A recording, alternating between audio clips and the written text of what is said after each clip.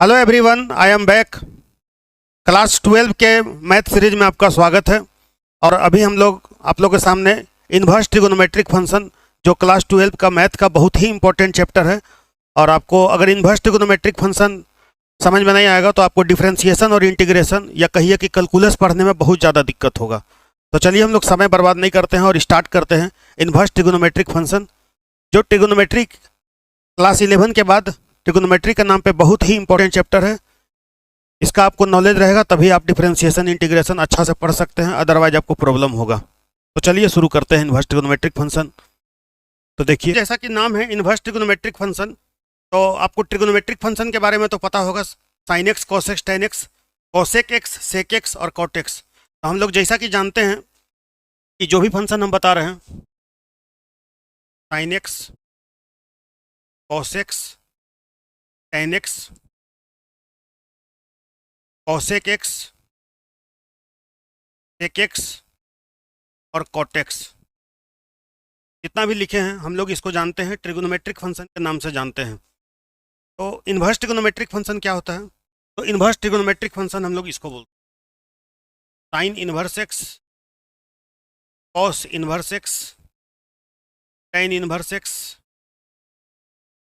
Cosec inverse x, sec inverse x और cot inverse x. यही होता है इन्वर्स ट्रिगोनोमेट्रिक फंक्शन।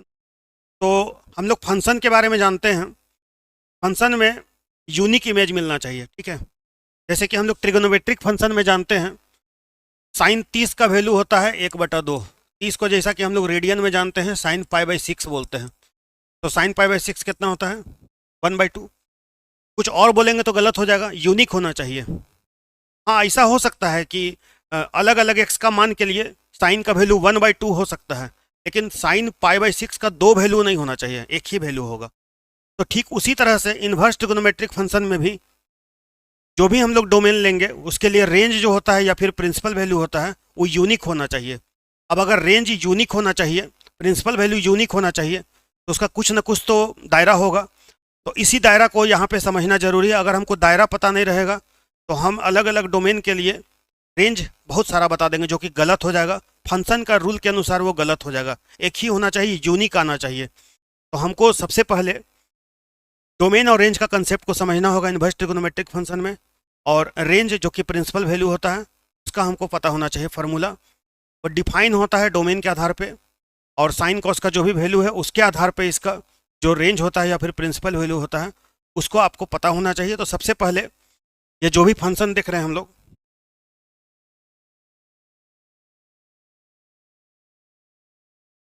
जैसे कि साइन इनवर्स एक्स फंक्शन है, इसको हम लोग y से भी डिनोट कर सकते हैं। इसका मतलब यहाँ पर जो x का मान हम लोग बैठाएंगे और हमको जो y का मान मिलेगा, तो x होगा डोमेन और जो y का मान होगा उसको बोलेंगे प्रिंसिपल वैल्यू, या फिर इसको हम लोग बोलते हैं रेंज। तो इसका हमको रेंज पता होना चाहिए। साइन इनवर्स एक्स जो है इसका रेंज होता है -π/2 से लेके π/2 तक, क्लोज इंटरवल में होता है। मतलब इसका बोलने का मतलब है डोमेन जो भी लेंगे हम, डोमेन का भी दायरा है, इसके लिए जो रेंज होगा -π/2, π/2 में क्लोज इंटरवल में रहेगा। मतलब -π/2 भी रहे तो कोई दिक्कत नहीं है, π/2 भी रहे तो कोई दिक्कत नहीं, और बीच का भी मान मिलेगा तो दिक्कत नहीं है, ठीक है। इसके बाद कॉस इनवर्स एक्स जो होता है इसका रेंज होता है 0 से लेके पाई तक। टेन इनवर्स एक्स इसका रेंज होता है -90, 90 ओपन इंटरवल। -π/2 ओपन इंटरवल में जाता है। कॉसेक इनवर्स एक्स इसका जो रेंज होता है -π/2, π/2 close interval -0। Sec inverse x जो होता है इसका रेंज होता है 0 से पाई -π/2। कॉट इनवर्स एक्स इसका जो रेंज होता है 0 पाई ओपन इंटरवल है, ठीक है। तो बहुत लोग का दिमाग में चलता होगा कि इस टाइप का क्यों होता है। साइन इनवर्स एक्स जो है वो -π/2 से π/2 में क्यों होता है? तो जैसा कि हम लोग जानते हैं कि साइन एक्स जो होता है इसका मैक्सिमम वैल्यू 1 और मिनिमम वैल्यू -1 होता है, ठीक है। मैक्सिमम वैल्यू कितना होता है? 1 होता है, और मिनिमम वैल्यू क्या होता है? -1 होता है। और हम लोग जानते हैं साइन 90 का मान 1 होता है, साइन π/2, और साइन -π/2 को बोलते हैं -1। होने का तो आगे भी 1 मिलता है और पीछे भी -1 बहुत बार मिलता है, लेकिन हम लोग एक दायरा सुनिश्चित करते हैं रेंज के लिए, 1 और -1 के दायरा में लेते हैं। तो इस तरह से साइन का मैक्सिमम वैल्यू 1 होता है और मिनिमम वैल्यू -1 होता है, 1 और -1, तो 1 हम रख सकते हैं, ठीक है।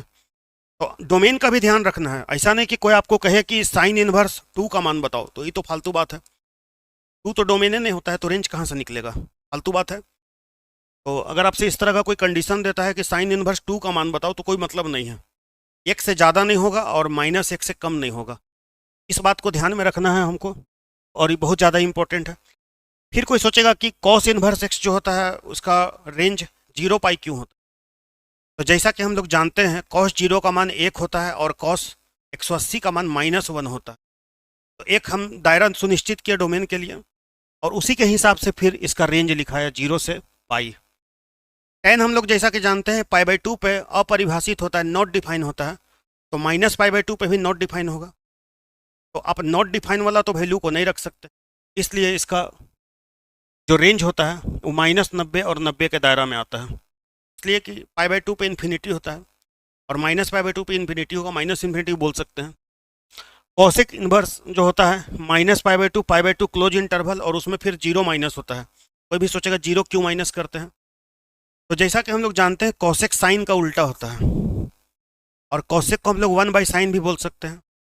तो कॉसेक में क्या होता है ना, 0 अगर हम करते हैं तो कॉसेक 0 बोलेंगे तो 1/sin 0 होगा, और साइन 0 को हम लोग 0 बोलते हैं। तो यहाँ पर गौर करने वाला बात है कि 0 पे डिफाइन नहीं हो रहा है, तो गड़बड़ है, इसलिए यहाँ पे 0 को माइनस कर दिया जाता है। ठीक उसी तरह से sec inverse x 0π close interval, और उसमें π/2 को माइनस कर दिया जाता है। इसके पीछे का पर्पस है, हम लोग जैसा कि जानते हैं cos π/2 क्या होता है? cos π/2 0 होता है। आप 0 अगर सेक निकालोगे तो सेक π/2 अगर कोई कर दे तो 1/0 होगा, तो 1/0 तो डिफाइन नहीं होता है, तो इसका मतलब है कि इसमें से हमको π/2 को माइनस करना होगा। उसके बाद आता है बारी कॉट इनवर्स एक्स का। कॉट इनवर्स एक्स जो होता है उसका रेंज होता है ओपन इंटरवल 0π। अब ऐसा क्यों होता है? हम लोग जैसा कि जानते हैं tan 0 0 होता है और cot 0 भी 0 होता है, तो इसका मतलब है कि यहाँ पर फिर एक बार गड़बड़ हो रहा है, डिफाइन नहीं हो रहा है, ना तो 0 पे डिफाइन हो रहा है। cot 0 क्या होगा? 1/tan 0, tan 0 तो 0 होता है, तो इसका मतलब है कि यहाँ पर फिर डिफाइन नहीं है। तो यहाँ पे जो भी हम बताएं ट्रिग्नोमेट्रिक फंक्शन डिफाइन होगा, उसी आधार पे इन्वर्स ट्रिग्नोमेट्रिक फंक्शन का डोमेन और रेंज लिखा रहा है। ट्रिग्नोमेट्रिक फंक्शन का डोमेन रेंज एक आधार पे ही इन्वर्स ट्रिग्नोमेट्रिक फंक्शन का डोमेन और रेंज होता है। फार्मूला आपको बढ़िया से याद रखना है, जो भी फार्मूला लिखे हैं, sine inverse x, cos inverse x, tan inverse x, cosec sec और कॉट इनवर्स एक्स, जितना भी है सबका डोमेन जो है, डोमेन रेंज का कंसेप्ट पता होना चाहिए। बेसिकली एग्जाम में देता है प्रिंसिपल वैल्यू निकालने के लिए, तो प्रिंसिपल से पता चल जा रहा है कि खास मान एक ठो, और बेसिकली इसी प्रिंसिपल वैल्यू को हम लोग यहाँ पे रेंज कहते हैं। तो इसका मतलब साफ है कि हम जो भी लिखे हैं sine inverse x, cos inverse x, इसके लिए हम एक और वेरिएबल का प्रयोग करेंगे जिसको कि हम लोग y बोल रहे हैं, और यहाँ पर हम जो y का मान जो निकालेंगे यही कहलाएगा प्रिंसिपल वैल्यू या रेंज। तो प्रिंसिपल वैल्यू और रेंज का कंसेप्ट पे हम इन्वर्स ट्रिग्नोमेट्रिक फंक्शन का एनसीईआरटी का कुछ क्वेश्चन है जिसको सोल्व करते हैं, और यहाँ पर सारा कंसेप्ट क्लियर हो जाएगा। ठीक, तो देखिए यहाँ पे क्वेश्चन है, find the principal value of sine inverse 1/√2। तो इसको किस तरह से हम लोग बनाते हैं? सबसे पहले इसको हम a सपोज कर लेते हैं, a is equal to sine inverse 1/√2। Inverse trigonometric function का रूल के अनुसार साइन इनवर्स जब इधर आ जाएगा लेफ्ट साइड में, यहाँ हो जाएगा साइन ए हो जाएगा 1/। अब 1/√2 किसको बोलते हैं साइन में? जाहिर सी बात है साइन 45 को बोलते हैं, साइन 45 को बोलते हैं, इसको रेडियन में बोलते हैं π/। Sine A is equal to का हो गया साइन π/4, तो यहाँ से a बराबर मिलेगा π/4। कुछ लोग को लगेगा कि यहाँ साइन साइन कटता है, ऐसा कुछ नहीं, कटता नहीं है। साइन उधर जाता है तो इन्वर्स बन जाता है, तो साइन इन्वर्स साइन π/4 ऐसा फॉर्मूला होता है। साइन इन्वर्स साइन एक्स को एक्स बोलते हैं, लेकिन यहाँ पर जो दायरा है उसको, उसका कंसेप्ट को हमको समझना होगा। इसको हम साइन इन्वर्स साइन एक्स को एक्स कब बोलेंगे? जो भी रिजल्ट है वो -90 और 90 का दायरा में होना चाहिए। ध्यान देने वाला बात है। तो ये जो π/4 आया ये इसका दायरा में है, -π/2 और π/2 के दायरा में है। इस तरह से लोग एक किसको माने हैं? साइन इनवर्स 1 साइन इनवर्स √2 बोल सकते हैं, 1/√2 π/4। बहुत सिंपल क्वेश्चन है। इसको सबसे पहले हम लोग क्या किए, ए मान लेना है। साइन इनवर्स इधर आ जाएगा तो साइन ए हो जाएगा, साइन ए इजिकल टू हो गया 1/√2 हो गया। यहाँ पर साइन ए इजिकल टू हो गया 1/√2 को हम लोग बोलते हैं साइन π/4, और यहाँ पर हो गया ए बराबर π/4। लॉजिक है, ऐसा है। साइन इनवर्स साइन एक्स को एक्स बोलते हैं। कंडीशन है कि एक्स जो होता है, एक्स क्या है? एक्स तो भाई एंगल है ना। एंगल में तो π/2 -π/2 स्टेप तो रहेगा ही। कंडीशन याद रखना है कि साइन इनवर्स साइन एक्स को एक्स बोलते हैं। एक्स का कंडीशन है यहाँ पर जो एक्स है -π/2 और π/2 के दायरा में होना चाहिए, तभी हम बोल सकते हैं। यहाँ पर एज यूजुअल हो गया ए इजिकल टू π/4। यही हो गया मेरा, क्या हो गया, रेंज बोले या फिर प्रिंस।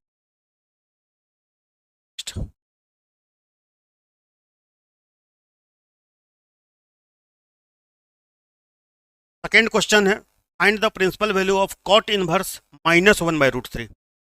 इसको किस तरह से बनाते हैं देखते हैं। तो ए मान लेना है कॉट इनवर्स -1/3। कॉट इनवर्स इधर आ जाएगा तो क्या हो जाएगा, कॉटे कॉटे इजिकल टू क्या हो जाएगा,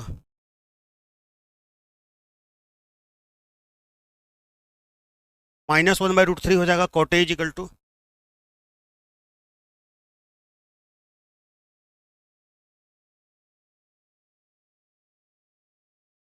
अब हम लोग जानते हैं tan 60 का मतलब क्या होता है? tan 60 का मतलब होता है √3। cot 60 कितना हो जाएगा, 1/√3।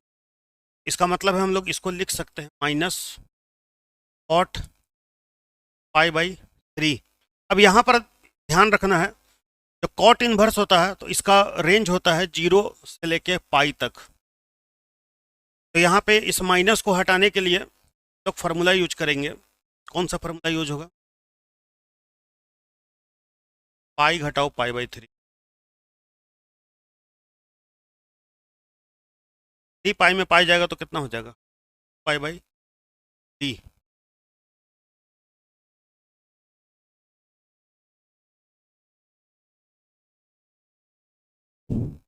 तो यहाँ से मिल जाएगा a इजिकल टू π/3।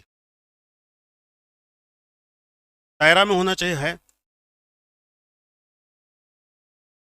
छोटा ब्रैकेट होगा। छोटा ब्रैकेट मतलब होता है ओपन इंटरवल। तो इस तरह का भी क्वेश्चन रहता है, में लोग गलती करता है।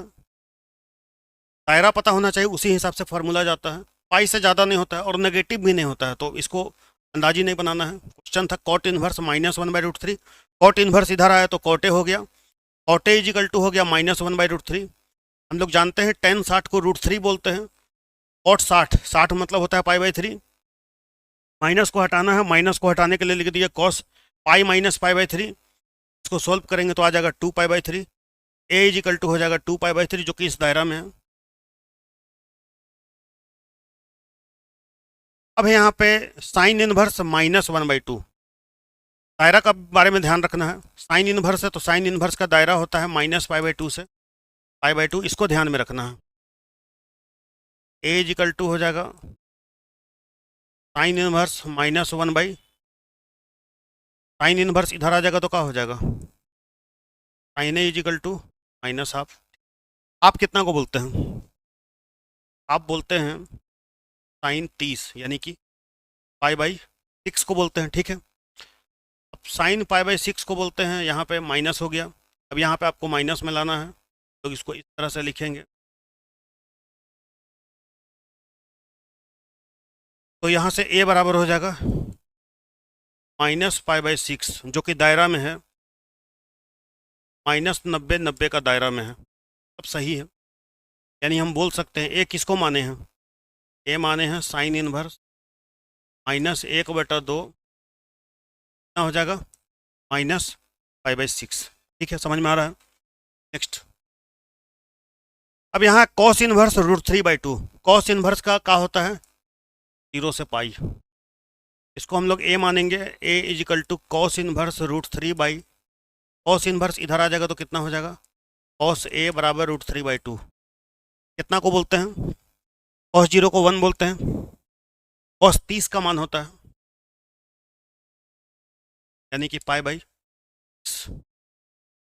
यहाँ से आ जाएगा ए इजिकल टू पाई/6, जो कि दायरा में है, बेसिक तौर पे 0 से पाई में है। हम लोग बोल सकते हैं कॉस इनवर्स /2 को पाई/, कोई दिक्कत नहीं, आसान है। इसके बाद है कॉसेक इनवर्स 2। यहाँ पर ध्यान रखना है, कॉसेक इनवर्स का होता है -पाई/2 से पाई/2 -0। इसका मतलब है इसके बीच में कुछ भी आना चाहिए, 0 नहीं आना चाहिए। 0 को छोड़ के इस इंटरवल, क्लोज इंटरवल में कुछ भी आ जाएगा तो काम बन जाएगा। इसके लिए हमको करना का है, इसको ए मानना है। कॉसेक इनवर्स इधर आ जाएगा तो क्या हो जाएगा? Cosec A is equal to 2। ठीक है, साइन में सोचेंगे हम लोग, साइन 30 को बोलते हैं 1/2, तो कॉसेक 30 को भी हम लोग क्या बोलेंगे? 2 बोलेंगे। साइन 30 हम लोग जानते हैं ना 1/2 होता है, तो कॉसेक 30 कितना हो जाएगा? जाहिर सी बात है 2 होगा। और हम लोग 2 को जानते हैं, 30 को क्या बोलते हैं? पाई/6। Cosec A is equal to cosec पाई/6, यानी ए इजिकल टू हो जाएगा पाई/6। दायरा चेक करना है, क्या इस इंटरवल में आता है? बिल्कुल है, वैसे 0 नहीं आना चाहिए, तो 0 तो नहीं है, इसका मतलब है कि सही है। यानी कि हम कह सकते हैं कॉसेक इनवर्स 2 इजिकल टू पाई/6। आ रहा समझ में सबको?